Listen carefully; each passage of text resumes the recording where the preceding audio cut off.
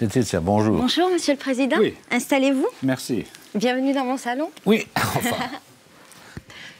Bienvenue dans ma ville, dans ma cuisine. Ceux qui nous regardent doivent savoir que c'est un salon artificiel. C'est vrai, mais vous avez pris de l'influence sur l'architecture intérieure. Il se rapproche beaucoup et c'est très bien fait. Oui. Je voulais vous remercier déjà de me recevoir et de me permettre de vous rencontrer. Ouais. Je suis vraiment honorée, vraiment ravie parce que vous êtes à la tête de la plus haute instance d'Europe et c'est une magnifique occasion pour moi de pouvoir vous poser les questions de ma communauté et de pouvoir représenter les jeunes d'Europe et les jeunes français. Donc merci beaucoup de m'accueillir. Alors j'avais une première question. Beaucoup de jeunes européens sont très sensibles à l'écologie et aux effets des produits chimiques sur notre santé. Et sur ma chaîne YouTube, par exemple, je parle beaucoup de tous ces sujets parce que je vais être mère un jour et que l'environnement dans lequel va grandir mes enfants est très important. Un point qui est important pour moi, c'est la question des perturbateurs endocriniens notamment, parce que je n'arrive pas à être mère et je ne suis pas convaincue que ce ne soit pas lié. D'ailleurs, sur cette fameuse question des perturbateurs endocriniens, la Commission européenne n'a fait que repousser depuis 2 ans et demi l'interdiction et ça me rappelle également la question du Roundup qui est à l'origine de nombreux cancers des gens qui sont exposés et qui n'a lui non plus été, qui n'a pas été interdit. À force, j'en viens à avoir le sentiment que peut-être le rôle de la Commission, ce serait finalement de nous faire miroiter des interdictions qui n'arrivent pas et qui laissent le temps peut-être aux multinationales de continuer à gagner beaucoup d'argent et à vendre des produits chimiques qui nous font du mal. Du coup, la question que je voudrais vous poser, Monsieur Juncker, c'est comment faire pour ne pas être inquiète et comment est-ce que vous pourriez me rassurer? Mais nous travaillons sur ces sujets et nous travaillons ces sujets. Il y a dans le monde scientifique différentes appréciations sur les produits dont vous parlez. Moi, je suis plutôt du côté de ceux, enfin, je ne dirais pas de ceux qui ont peur, mais de ceux qui s'interrogent. Et parfois, je me pose la question si les avis scientifiques qui sont publiés et qui sont distribués à la planète entière sont exempts d'influence des grands groupes producteurs. Et donc la Commission travaille sur ce sujet et nous ne prenons pas à la légère ces sujets. Donc je suis, comment dire, impressionné par le problème. D'accord, merci. Alors, ma deuxième question est la suivante. Votre prédécesseur au poste de la Commission européenne, M. Barroso, a rejoint cet été la Goldman Sachs. Et j'ai été personnellement interpellée par ce choix parce que je me suis posé la question en tant que citoyenne, est-ce que quand il avait son rôle de président, il n'a pas été complaisant peut-être avec son futur employeur? Ou est-ce que maintenant qu'il occupe un poste dans une banque privée, il n'est pas arrivé avec dans ses poches des secrets d'État, par exemple? Mais ces doutes-là ne sont pas très importants parce que ce sont que mes doutes. Ce sont les doutes de beaucoup d'autres aussi. Voilà, mais en tout cas, c'était les miens, mais c'est pas le plus important, je pense. Et concernant cette nomination, vous avez déclaré dans le quotidien Le Soir que ça ne vous posait pas de problème qu'il travaille dans une banque privée, dans la mesure où il avait respecté les délais de 18 mois qui sont imposés par la loi européenne. Donc ça, je le comprends aussi. Mais vous avez ajouté que le fait qu'il travaille pour cette banque-là vous posait un problème. Et du coup, moi, j'ai été étonnée, j'étais un petit peu perdue parce que je comprenais pas très bien. Et je me demandais pourquoi est-ce que cette banque-là en particulier pose problème. Je comprends pas très bien finalement. Oui, tout d'abord, je crois que José Manuel Barroso est un type honnête.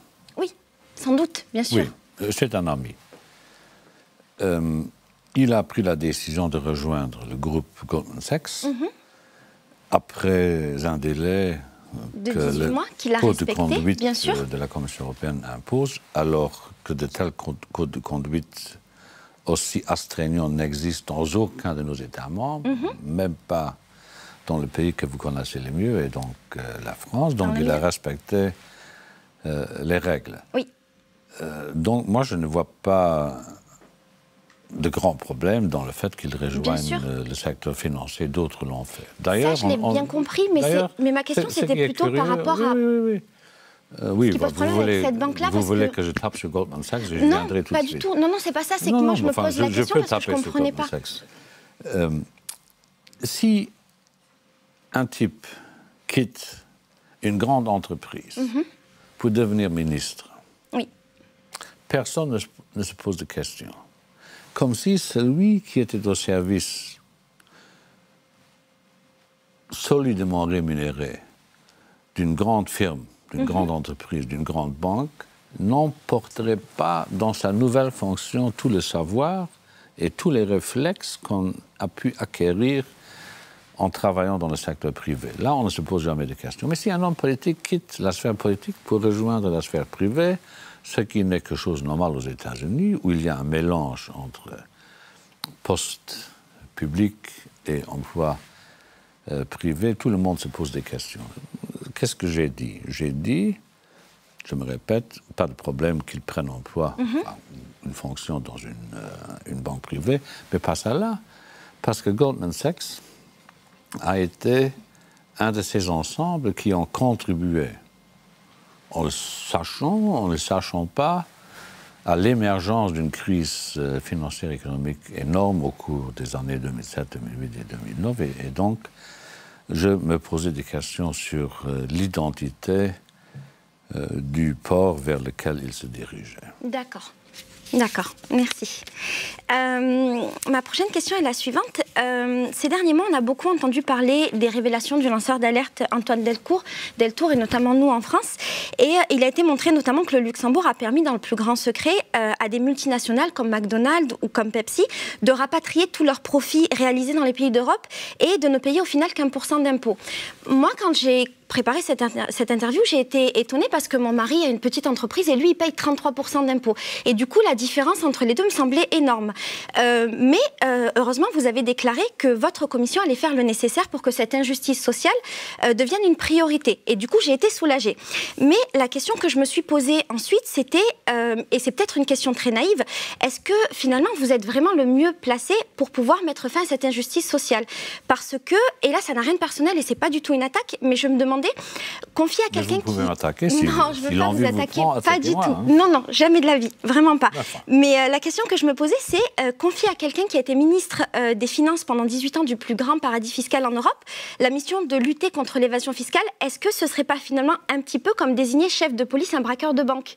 Oui, enfin, on dit souvent que les braqueurs et les braconniers constituent dans nos services de police les meilleurs éléments. Mais à part ça, oublions cela.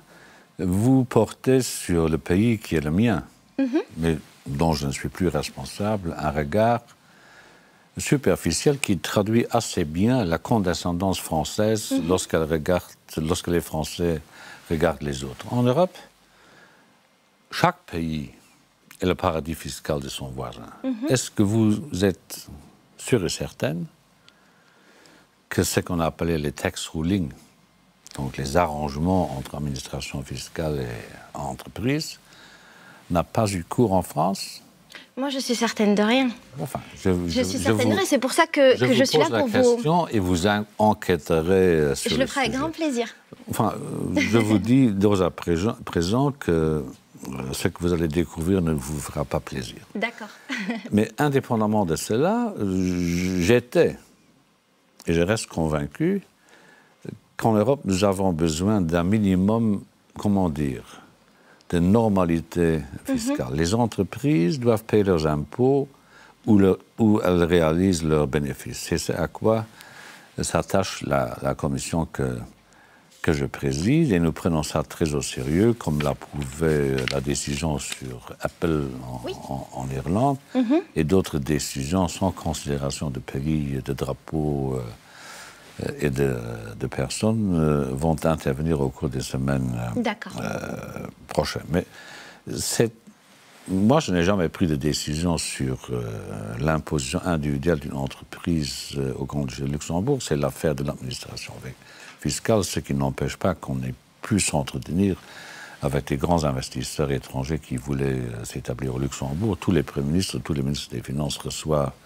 les grands dirigeants des grands groupes internationaux, mais il n'y a jamais eu, comment dire, une prise d'influence sur les modalités et les détails de l'imposition particulière d'une entreprise individuelle. Je voudrais que tous ceux qui ont été premiers ministres et ministres des Finances dans leur pays puissent dire de même. D'accord.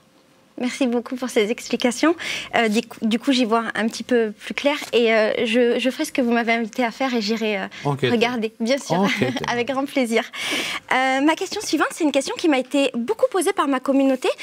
Vous savez, moi, j'ai une chaîne YouTube où je parle beaucoup d'écologie et c'est une question sur la manière dont les lobbies influencent les lois européennes. Et dans ma question précédente, dans la première question, je vous expliquais que moi, je parlais des lobbies, en fait, dans le milieu bio, mais mes internautes ont beaucoup insisté sur l'influence des lobbies dans tous les autres domaines. Et ils me rappellent par exemple que les citoyens qui élisent des députés qui ne peuvent pas voter des lois. Et moi, là où je suis étonnée, c'est qu'à Bruxelles, il y a entre 20 000 et 30 000 lobbyistes et des industries qui les emploient dépensent des millions d'euros pour gagner de l'influence. Du coup, je pense par exemple au cas de Philip Morris qui emploie 160 personnes à temps plein et qui leur donne une enveloppe de 1,5 million d'euros pour organiser des dîners et des événements. Et je trouve que ces efforts ne sont pas vains parce que finalement, ils portent ses fruits. Et en cherchant, je me suis rapprochée aussi de l'industrie pharmaceutique et je me suis rendu compte que par le biais des différents lobbies, votre commission rencontrait par exemple entre 2014 et 2015 jusqu'à 2 fois par semaine des lobbyistes. Et moi je me dis que ça crée forcément une relation de travail qui est tenue et surtout qui est entretenue par des millions. Et là où je veux en venir, c'est que moi, je suis présidente d'une petite association en France, une association humanitaire, et d'une association liée au bio. Et je me demande, par exemple, comment imaginer que les associations de citoyens, comme moi, par exemple, puissent avoir les mêmes budgets et puissent avoir les mêmes opportunités que les entreprises. Et ça m'amène à la question que je voulais vous poser, c'est que finalement, j'ai du mal à croire que l'Union européenne puisse être garante de l'intérêt général du peuple plutôt que de l'intérêt des entreprises, dans la mesure où j'ai l'impression qu'ils marchent un petit peu main dans la main. Et donc, ce que je voulais vous demander, pensez-vous que l'Union européenne soit garante finalement des hommes, donc des êtres humains, ou plutôt des entreprises? Quel est votre sentiment à ce sujet-là? D'une façon générale, on ne peut pas systématiquement opposer les deux. Les citoyens, les consommateurs et les grands groupes pharmaceutiques ou autres. Mais il y a du vrai dans votre question. Tout d'abord, les députés européens votent les lois. Votent les lois. Vous avez dit, ils ne votent pas de loi, ils votent les lois. 2, j'ai veillé, dès la prise de ma fonction, donc dès le début du mandat de la commission actuelle, d'établir un registre de transparence. Donc tous les lobbyistes, vous avez dit là, la commission a reçu entre 2014 et 2015, 2 fois par semaine, je ne sais pas qui. Comment se fait-il que vous le sachiez? Mais parce que nous publions nos contacts. Et j'ai veillé à ce que tous les... Enfin, le président de la commission, les vice-présidents, les commissaires, les directeurs généraux, enfin, tous ceux qui... Puissent s'enregistrer. Non. Doivent indiquer au grand public quels sont les lobbyistes qu'ils ont reçus dans leur bureau ou dans une taverne bruxelloise pour qu'on sache qui essaie de prendre influence sur quelle décision. Moi, je ne suis pas opposé en principe au lobbyisme, si le lobbyisme est une participation, une prise de décision qui présente les intérêts des grandes entreprises ou des organisations de consommateurs. Nous recevons aussi des organisations environnementales. Mais qui ont moins de budget, j'imagine. Oui, mais enfin, ce n'est pas la Commission ou l'Union européenne qui donne leur budget aux lobbyistes. Hein. Ça s'organise. Oui. Par contre, nous appuyons financièrement d'autres cercles d'influence plus vertueux, comme les organisations de consommateurs et autres. Donc, pour moi, l'essentiel est que les Européens sachent qui a vu qui sur à quel sujet. C'est ce que nous Donc, en fait, finalement, dans mon imaginaire de citoyenne et de jeune femme, donc ça veut dire qu'en gros, on a des lobbyistes qui ont des milliers d'euros pour pouvoir faire leur travail de lobby. Et la réponse qu'on apporte en face, c'est de leur dire, si vous voulez, vous pouvez vous inscrire dans un cahier pour déclarer que vous êtes lobbyiste. Non. Moi, c'est comme ça que je le vois. Si moi, je reçois, disons, un grand banquier, je le fais savoir. Et donc, ceux qui m'observent peuvent vérifier si oui ou non le point de vue, d'ailleurs toujours connu, de cette grande banque ou d'une grande entreprise a pu produire des effets quant au contenu des décisions qui sont celles de la Commission et du Conseil ensuite et du Parlement européen ensuite. Moi, je suis pour la transparence intégrale. D'ailleurs, je ne suis pas le fifi, le favori de ces milieux-là. D'accord. Je vous dis ça pour vous rassurer. Mais vous me rassurez. Écoutez, je vous ai posé toutes mes questions. Et comme le temps est compté, je vais vous remercier d'y avoir répondu, d'avoir joué le jeu. Merci beaucoup. J'aurais voulu poursuivre. Parce que mais moi aussi, j'aurais voulu poursuivre avec plaisir. Mais qui a décidé que nous devions interrompre maintenant? Je crois que c'est le temps et par respect pour mon collègue. Vous croyez que la Commission décide de tout, ce n'est pas vrai. C'était les autres. C'est horrible. Et oui, il faut bien que je laisse la parole à mon collègue qui est tout aussi excité de moi à l'idée de vous rencontrer. Oui, ok. Merci beaucoup, Monsieur Juncker. Merci. Et merci à bientôt, j'espère que c'était votre première fois avec une youtubeuse, votre première interview? Oui, mais pas la dernière. Bon, j'espère bien. On verra. À très bientôt.